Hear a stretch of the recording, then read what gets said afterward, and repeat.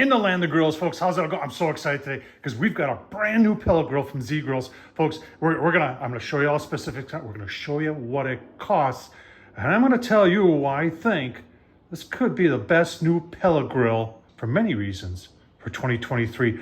Let's get started. Right, so that's a bold statement to make, that this could be the best new pellet grill for 2023. But you got to remember, there's a lot of factors I'm looking at here, and we're going to take a look at the price. Price is number one, because price is just skyrocketing on pellet grills. And to get one that's got over 1,000 square inches of cooking space, PID controller, they give you 2 probes with it, and it's got a whole bunch of bread box, 3 tiers of cooking in there. There's a whole lot going on there. I'll tell you what, let's look at the price first. Right, why?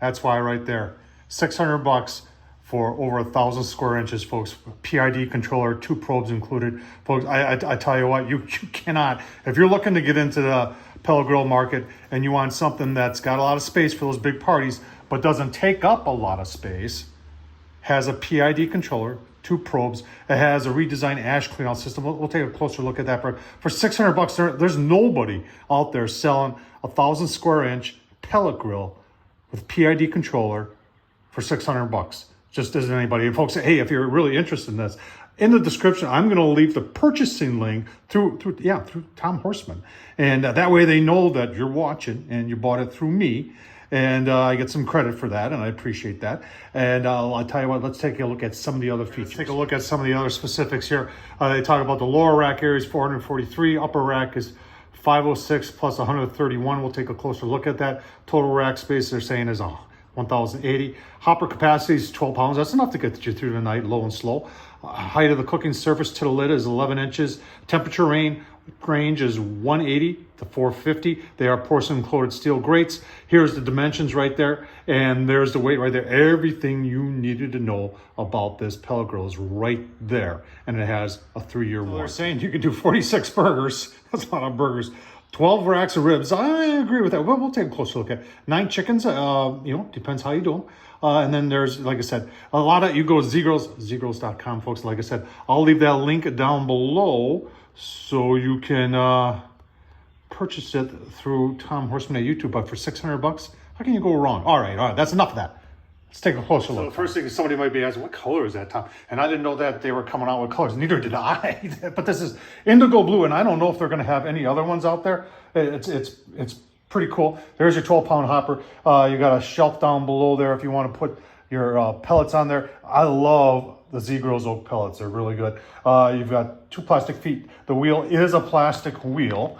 You've got a chimney on here. It is square. Coming around the back, that's where your grease comes out. As you can see, how are they able to get over 1,000 square inches? They're using what's called is the bread box design, where you stack things up. And I really like that for efficiency of cooking. It also spreads out the smoke real evenly, so you get good smoke flavor on everything. When you have a longer tube, it's harder to get that to go. But when you keep it a little bit shorter and your burn pot is in the middle, and we'll take a closer look at that, that makes all the difference. Here's when we were talking about that ash clean out. Yeah, they've got a separate on the bottom just for the ash. And then on your side right over there, that's where you plug in. You've got a handle over there. I really, over the years, and I've kind of ignored this, is that these hinges they have on here are heavy duty. So they put the heavy duty stuff on the whole grill, but I really love, over the years, have liked their hinges.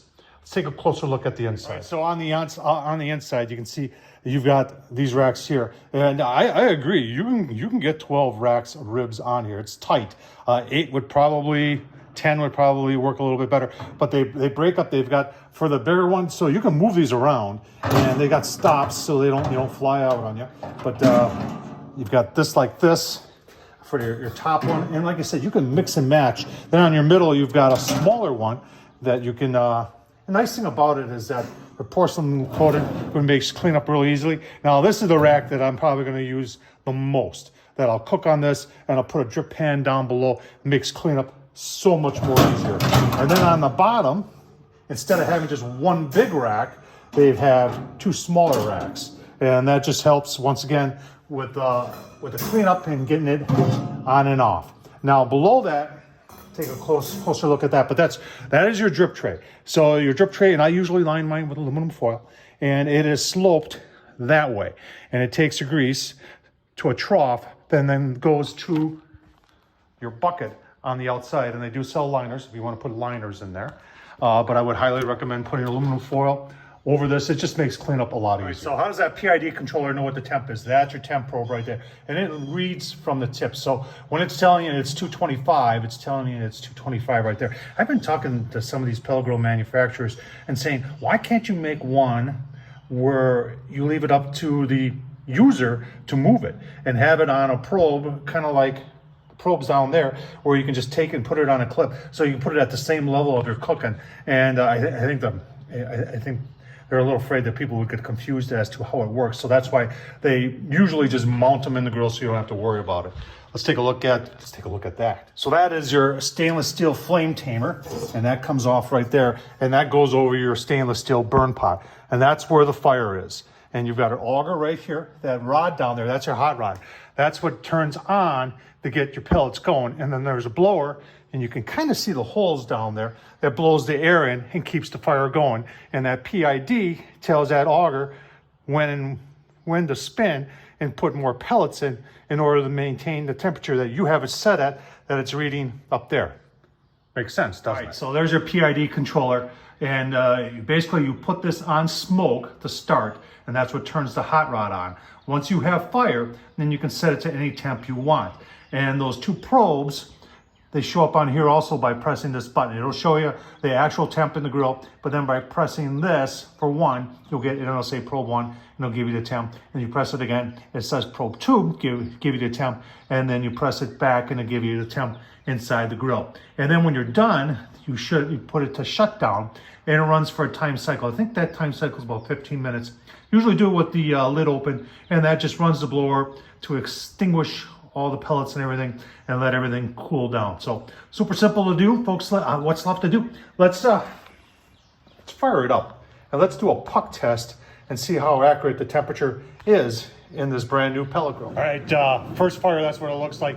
And you always leave the lid open until all this heavy white smoke goes away, and that'll go away real soon once it all gets going in there. The first startup, folks, you always turn it on and let it go through a cycle until you see pellets in the burn pot. Then you turn it off, let it cool down, turn it back on, and now we're ready to go. One thing I forgot to show you, as you're wondering where those probes go. Those probes go, there's a little grommet right here, and they fit through there to put in your meat on your grill. All right, so let's get everything back together here, and we're gonna put our pucks in, give you a look at that, and see how accurate the temps are. All right, smokes are rolling. 225 is what the PID is set at. Let's take a closer look at it.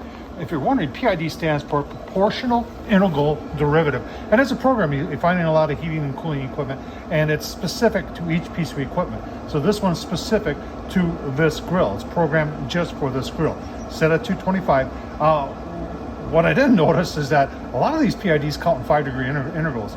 This thing's counting in 1-degree interval, which I like. And it's set at 225. You can see if it's 5 degrees anyway, I call that perfect. Now we talked about, we've got the probes right there, how you do the probes. Now the probe would be, unwound and be through there and into your meat. So if you wanted to see what probe 1 was reading, you press probe 1 and it says it's 55. If you want to see what probe 2 is reading, you press probe 2 and you see it's also at 55. And then you go back and you're at the grill temp. All right, now let's take a look and see how the pucks are doing. All right, reading 224, well, 223, 224. Let's take a look at the pucks. All right, let's take a look at our pucks. Top shelf, a little bit below 225, about 215. On the other side, we are just about 225. In the middle, you can see we're 225. We're right around 225. Right around 225. Bottom is closer to 250. 250 over there, so it seems to be a little bit warmer on the bottom shelf, and pretty consistent with 225 on the middle and the top shelf. We're going to bump it up to 325 now and see how it does there. All right, let's take a look at 325. Top is there. Mid is reading about 350, 325, 350. Bottom, yeah. The bottom is actually reading hot. On all of them, the bottom has been reading hotter than the top. Seems to be more consistent in the middle and on the top. All right, final thoughts on the Z grills, on the brand new Z grills. 1,050 square inches, folks. PID controller. This thing's the real deal. It really is. And for 600 bucks, you just can't go wrong with that. Can't wait to cook on it. Hope you enjoyed this review. But in my opinion, if you're looking for a pellet grill with a lot of interior space, PID controller, it's got all the right things at a very affordable price. Z-Grills, check them out. I'll leave the link in the description. Please use the Tom Horsman link so Z-Grills knows that you're watching. Even if you're looking around, use the Tom Horsman link. Buy me a cool drink with super thanks down below. Thumbs up, leave a comment, and as always, appreciate watching, folks.